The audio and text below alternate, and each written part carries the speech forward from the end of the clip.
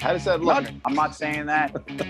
You get some sense that there's a handful of stocks. Look at that. I mean, you could tie that to the market. Bang.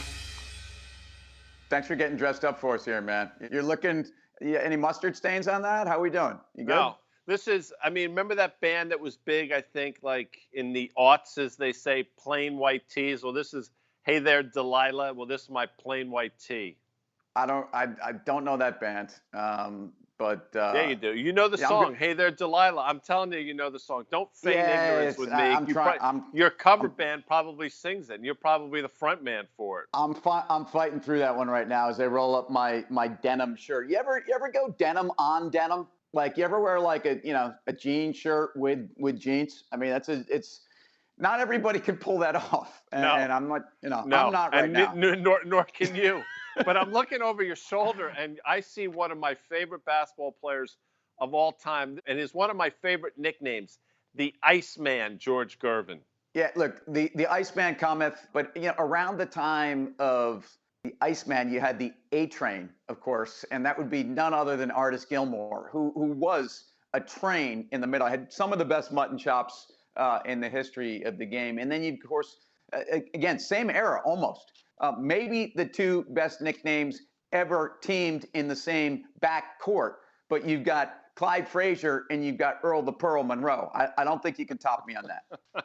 No, Right? that's it's hard to beat that, and I'm with you. Listen, you know I'm a Knick fan, and I don't remember the '69 championship. I was too young, but I do remember the '73 championship. Great squad, but yes, the Pearl and Clyde in that backcourt, and of course I'll give you one more in that backcourt, Dean the Dream Meminger. Nice, nice. Now this is a very New York centric, so let's get ourselves into the Midwest and even north of the border. I think the two nicknames that really personify two of the greatest players of all time, and again, first built in, basically GOAT built into the name, the Great One. There's only one guy that could live by the Great One, and that is Wayne Gretzky. And I don't think anyone's ever really been able to top that nickname. And then of course there's Air Jordan. But let's talk about companies' nicknames. Are they appropriate? And if you think about some of the most well-known companies out there, they often will have a nickname attached to the experience. I'll start us out with the Mouse House and Disney, but the happiest place on earth, and it kind of is. I mean, you go there and look, you may not be happy about your wallet, you may not be happy about waiting online, but your kid's happy, and it's worth every penny. So. Well, listen, if you enjoy the heat of Florida, the humidity, waiting on an hour-and-a-half line for the Hall of Presidents, I mean, knock yourself out. But the Mouse House obviously is a great nickname. I'll see your Mouse House, though. And back in the day, we used to call Microsoft Mr. Softy, but the stock has been anything but. It has been an incredible company to own. Nothing soft about Microsoft these days. No, it's been a freight train. It's been a runaway train, and it's going off the rails on a runaway train. I mean, a crazy train. Like Microsoft, Mr. Softy is a company that was thought of as really one of the poster children of the dot-com era, is now basically recrafted itself and been a dominant player for the last 3 years. One of the best stocks to own in the market. If I think about other like iconic brands that of yesteryear that have also been able to evolve with the times. Well, one has, one hasn't. I mean, I think of Big Blue. What when I say Big Blue, what does that make you think?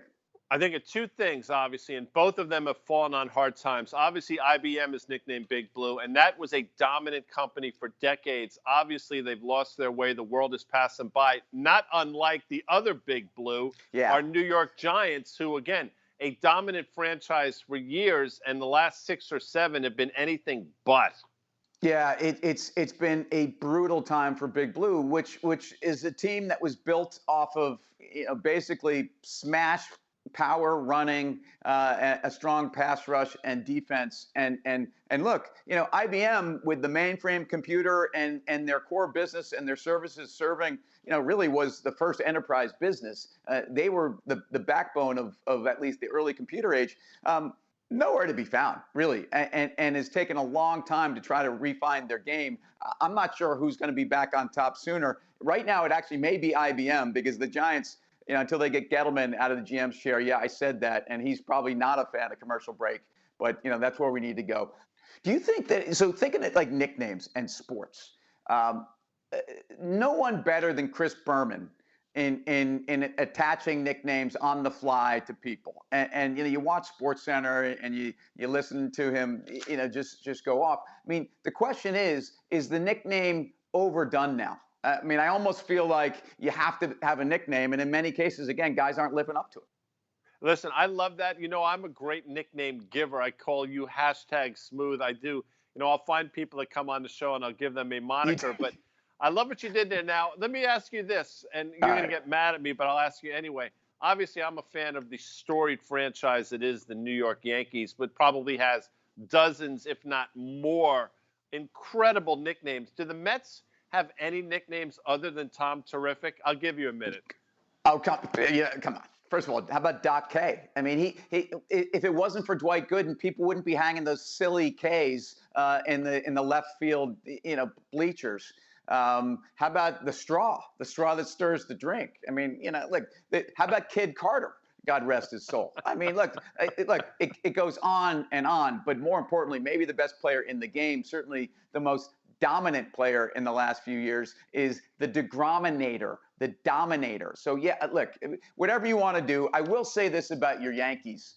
There's a lot of different guys that have lived with the nickname the Captain, and there's two in New York I can think of. First of all, Messier was known as the Captain, but I think other franchises have had that too. But I'm going to give Derek Jeter his just due, especially as Carlos Correa is trying to diss him, which is the most absurd thing in the world when you consider some of the things that he's got to answer to. So good for the Captain, good for your Yankees. And again, I'm not a hater. I'm a New Yorker, so look, until the Yanks are playing the Mets in the World Series, I can like the Yankees. Sorry, I know that bothers you.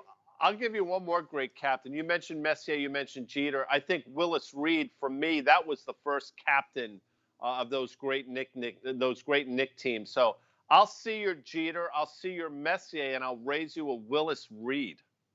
I got you. Well, look, I'll see you somewhere around 6 o'clock, or I'll see you wandering around the airport, maybe sitting down at a bar to watch old reruns of Larry Keenan and George Gervin and Billy Paltz. Great poll. That's well done by you. Love By the way, that. Billy Paltz, he was the big whopper. He was the big whopper. So put that one in your burger and chomp on it, Guy. I'll see you tomorrow night. Please get a little bit more dressed up for the next one.